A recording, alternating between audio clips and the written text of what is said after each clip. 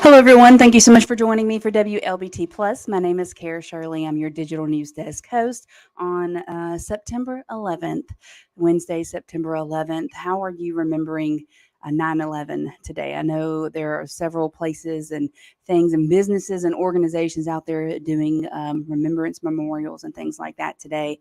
But how are you remembering September 11th? Is a day that completely changed my life, I would like to say, for ever. Just being alive and witnessing that happening with our country, what happened there in New York and in Washington on this day. But we're looking at those things today, the memorials that are being held for 9/11, wanting to make sure that we pay homage to that day and those that lost their lives on this day. But we're also tracking the tropics. We've got Hurricane Francine that is moving in, preparing to make landfall down in Louisiana and then head up I-55 coming to visit us. Are you ready for that? Are you prepared? Have you done what you need to do to get ready? Have you got water? Not all the bread and milk. Don't steal all that or buy all that. But just make sure you're prepared. It's going to be making landfall in Louisiana very shortly. And then it'll be heading up to our area. Now, starting in the next hour, around 2 o'clock, and every hour, our First Alert Weather team is going to be giving you on hour updates on Francine, what is happening, where she is tracking, how she is moving, and what we can expect in our area. Don't forget, in the meantime of all of those alerts and updates that we're going to be giving you, you can also download the First Alert Weather app, and you will get notifications through there as well, especially if we have any severe weather pop up here. With this hurricane, we could definitely be getting some spin-off tornadoes and things like that. So you want to make sure that you have ways of getting notifications. Before we jump into the news, because we do have a lot of news to get into today, let's take a look around Jackson. Let's see, or the Jackson area, see how things are looking outside. First, going to look over downtown Jackson, thanks to our Jackson water camera. And here we go. Cloudy right now. Doesn't look like we have any rain coming down, but we do have clouds abounding because of the storm moving in. Let's see, where else do we want to go look at? How about we take a look in Natchez? Natchez is currently receiving rain. Here you go. You can see Natchez, and it looks like maybe we have you probably can't see it on the screen, a wasp wing hanging down there. But we are getting some rain there in Natchez. You can see it very clearly on the screen. And if we also take a look over, let's do Vicksburg at our Riverwalk camera. You can see there is rain happening there too. If you are not experiencing rain here in our area, it's coming. I can promise you that it's coming. While we are going to get a full look at your forecast later when the First Alert Weather team gets in here, let's go ahead and look at the radar right now, see where Francine is.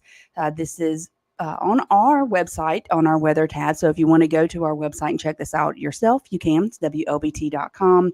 But this is the where Francine was as of 7 o'clock this morning. If we go through the hours, you can see we've got a pretty well-defined eye there Of course, landfall is when the eye crosses the coast. So once the eye of the storm hits the coast, that's when we can definitely say that it has made landfall. But if we go on here with our radar, this is stopping right now at 1 o'clock, and this is where Francine is currently. Yeah, see, we have the eye right here. New Orleans, Biloxi, Bands of the Storm is going all over, and we can totally expect for the entire state of Mississippi to receive some rain from this. However, the impact will be different for everyone based off of the path that she does decide to take when she hits land and makes her way inland towards us. So just make sure that you are prepared. Make sure that if you are in a mobile home, you have a way to get to safety if needed. Maybe go ahead and get a safety plan in place. Get to that safe space. If you have friends that maybe live in a home instead of a mobile home, go stay with them. Things like that. My family, in case you didn't know, my family is full-time RV livers. We live in a fifth wheel. We will not be living in that fifth wheel tonight. We'll be staying somewhere else. So just make sure you find a way to get somewhere or be somewhere safe when the storm does come through. We are expecting some winds, pretty heavy sustained winds, as well as some high wind gusts. Again, our first alert weather team is going to give you all of those updates in just a little bit. So make sure you are here for that when that happens. Going to be starting around 2 o'clock on the hour, every hour, giving you updates. So we're not going to leave you hanging. If you are wondering, though, how the agencies here around Jackson, around our area, how they prepare for things such as this, we got that information for you too. Now, yesterday, Governor Tate Reeves declared a state of emergency ahead of Hurricane Francine, and what that means is it just enables there to be resources at hand. You can get to the resources a lot quicker, things like that, when a state of emergency is declared. So a state of emergency has been declared for Mississippi ahead of Hurricane Francine. But some resources have already been tracking the storm and are determining what else may be needed. So the State Search and Rescue Task Force that was created after Hurricane Katrina, and this is some of them there on your screen. It was created after Hurricane Katrina. They have teams on standby in the northern, central, and southern parts of our state. And the deputy director of the Office of Homeland Security says that they are prepared for any scenario that you can imagine. They go through some of the most rigorous training that there is. We can literally work search and rescue operations in any environment in the state of Mississippi, above water, underwater, collapsed structures. Our guys are trained to work from helicopters. There's not an environment that they're not able to operate in. They're all volunteers. They all come from local fire service. So the Mississippi Emergency Management Agency deployed 100,000 sandbags to South Mississippi on Tuesday, and they tell us that they have activated the State Emergency Operations Center. And what that does, it puts all 16 emergency support functions on standby, including other state agencies. Now, coming here to our comments here on our Facebook live stream, appreciate you guys tuning in there. Timothy Scott Rainey saying, so you're saying living in a camper isn't good? Not during the storms. No, not at all. So if you live in one or you stay in one, maybe try to get to a safe place. Make sure you got one near. Let's see. Mary Jones says we probably have worry about being tornadoes. We are going to have that likelihood of some spin-off tornadoes in our area. Really, it depends on the direction that Francine fully takes. We know where that cone of uncertainty is heading in. We know it looks like it's heading straight up 55, but that path could vary some. Our first alert weather team is going to be the ones to give you the full details on that as well. Clarissa Thomas saying, hello, Cara. Hello, Clarissa, to you as well. Appreciate all of you tuning in, leaving your comments, and appreciate it. Rita was saying, can you get some sandbags to Winona, Mississippi? I'm not sure where. It says they're asking $6 a bag at the hardware store on Highway 51. I'm not sure about that. That may be something that you'll need to reach out to one of these local agencies to see if that's something that you could get there. Now, the city of Jackson is also preparing for Francine to come through. They're saying that they are ready for whatever Francine may bring. And leaders, I lost my place. There we go. Leaders in different agencies explained yesterday some advice that you may need to know. So we're going to hear from them now. The JPD Academy will be a shelter location. We're working in lockstep with the Red Cross to make sure our citizens have a safe place to go. Our firefighters are ensuring that all of our equipment is operational as well as topped off with fuel. So in the event that we need to respond, we will respond accordingly. We ask that over the next 24 hours, as the rains increase, as the winds increase, that you do secure your trash receptacles. As the wind picks up, those cans can become windblown. Trash can become windblown as well. So some good ideas from all of them in leadership here in Jackson, and they are working to make sure all of Jackson is ready and prepared for the storms to come through. Let me know, how are you preparing? What have you done? I know at my house we're getting away from where we live right now, but we also have stuff outside that we are securing, making sure that everything is good to go so that we do definitely have a home to come back to after all of this happens. But what are you doing around your home, around your area, your community to prepare for Francine coming in? Sheila Scott gave a really good tip here saying, make sure your phones are charged 100%. And that is very true, because if you lose power, you need to have some way of getting in touch with people. You want to make sure you have your phone completely charged. Also, keep that way of getting alerts and notifications on any severe weather, any severe storms that may pop up as a result of Hurricane Francine. And of course, we're going to be streaming here throughout the day, throughout the night, and that'll be another way you can keep up to date on what is happening with the storm. Just make sure that all of your devices are charged up, and make sure that you have gas in your vehicle, things like that. Danielle is saying that she has her flashlights ready. That is very good. And Janet Williams saying this is great preparedness. Thank you so much, Janet. Again, let me remind you one more time, starting at 2:00 today, at the top of every hour, our First Alert Weather Team is going to be giving you updates on Francine, where she is, what she's doing, and what you can expect in your area. So you want to tune in for all of those when those happen. Now let's come to some news outside of the hurricane. Right now, we have some really sad news that has happened in Canton, coming out of Canton. A child that was reported missing yesterday from a Canton apartment complex was found deceased. So the child, and let me pull him up for you here. His 4-year-old Caleb Jameson has autism. He went missing from the Trails apartment complex around 11:45 on Tuesday morning. We have here, let me pull this up so you can see it. This is where people were searching the apartment complex on yesterday. Well, the Canton police chief, Otha Brown, said that the little boy was pulled from a pond in the apartment complex around 11:15 last night. He was discovered near buildings 25 and 26 after first responders went into the pond with the boats. Again, this is him right here, 4-year-old Caleb Jameson, and our hearts and prayers and thoughts go out to his family. It's an absolutely tragic situation there, and our thoughts are with the community and with his family. But yeah, so remember that family in your prayers tonight. Now, coming here in Jackson police say they have arrested a wanted murder suspect. So the investigators say that his name was Janady Cobins, and I apologize if I'm saying his name incorrectly, but he was arrested on multiple charges. These charges include capital murder, conspiracy to commit murder, and shooting into an occupied vehicle.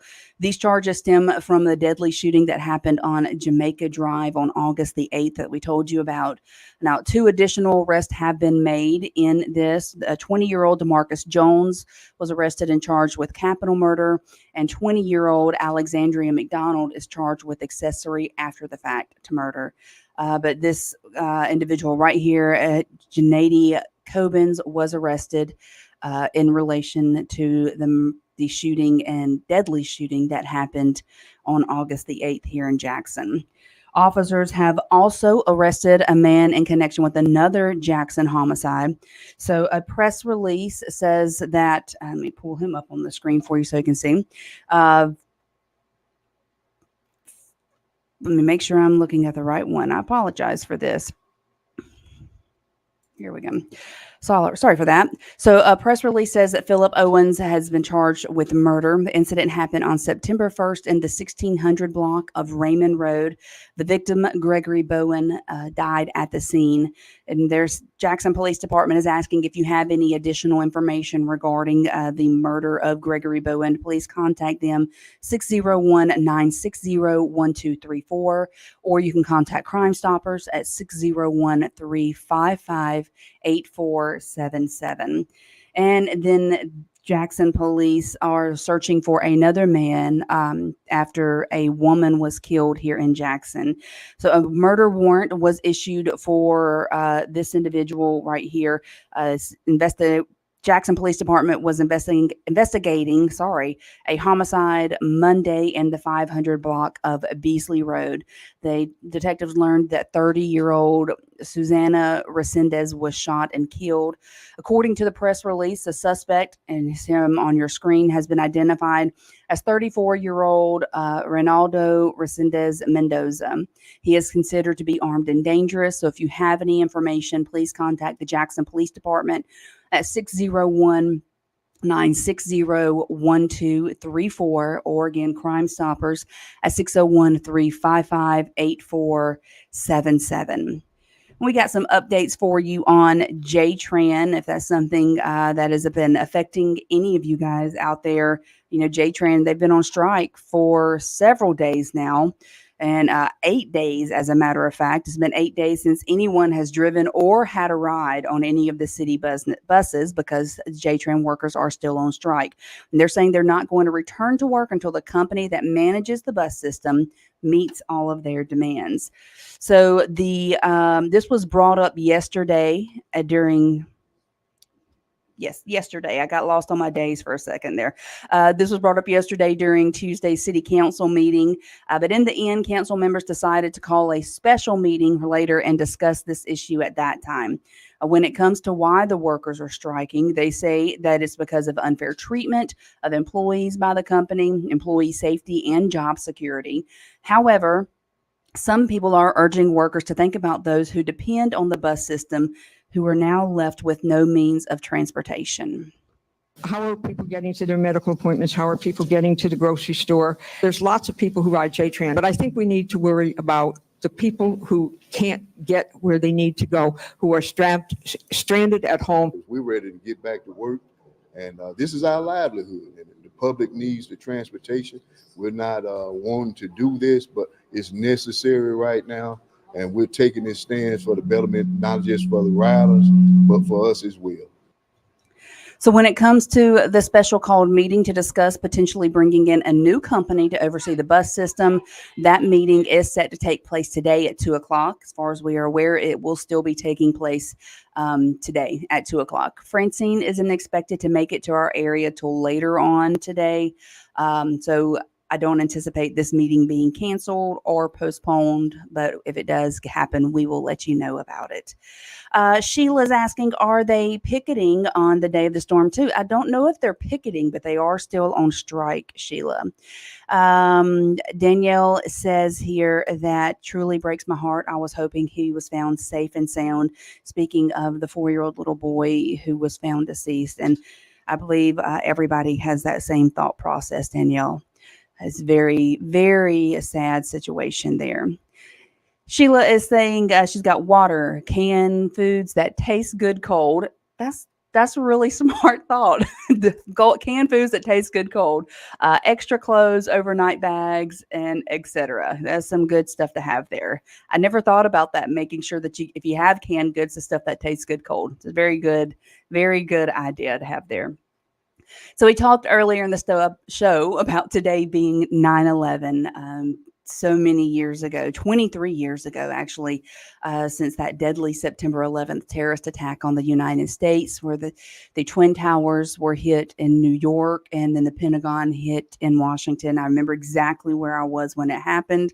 I remember my biggest memory of that day is remembering how quiet everything in the world seemed. Still having to go to work that day, and how it just seemed like a world was just quiet. The world was silent. Unfortunately, on this day, 23 years ago, hundreds died as a result of the coordinated attacks of the hijacking and crashing commercial airplanes into the World Trade Centers and the Pentagon, and also in the field in Pennsylvania. So according to the 9/11 memorial, and show you some clips that remind you of that day back then when President George Bush was given that information, when he was there in front of a group of elementary students, and he was told that. You can just see the look on his face there. Something was terribly wrong. Well, according to the 9/11memorial.org, the attacks killed 2,977 people from 90 nations. 2,753 people were killed in New York, 184 were killed at the Pentagon, and 40 were killed on Flight 93 in Shanksville, Pennsylvania. So there are several ways that people can honor the fallen and their families, like visiting memorial sites, museums, participating in a vigil, or watching historic documentaries of the event. But here is something, or someone was speaking. It's the Kathleen Hicks. She's the Deputy Secretary of Defense.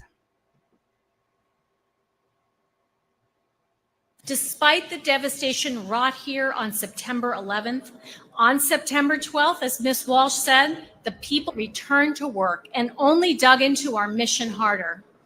And in the year that followed 9/11, more than 250,000 Americans with no prior military experience enlisted in the military, and with countless others made a commitment to public service. So the World Trade Center site, or Ground Zero, is expected to welcome thousands of visitors in the following days, including President Biden, President Kamala Harris, former President Donald Trump, among others. Well, that is going to be the end of WLBT Plus today. I know it was short, but we're going to be back in just a little bit with our First Alert Weather team, giving you those updates on Francine, to give you the breakdown of the timeline, what you can expect, her path. And don't forget, we're going to be giving you those updates on the hour every hour. I hope that you all stay safe. I hope that you're already ready and prepared for the storm. But if you're not, to get the things you need to get and get home and be there and stay safe in your home or wherever is a safe space for you. If your home, kind of like mine, is not the safest place to be right now. But I do appreciate all of you tuning in. Tune back in later when our First Alert Weather team is here to give you all these updates. You guys stay safe. I'll be back tomorrow, and I hope to see you then. Bye, y'all.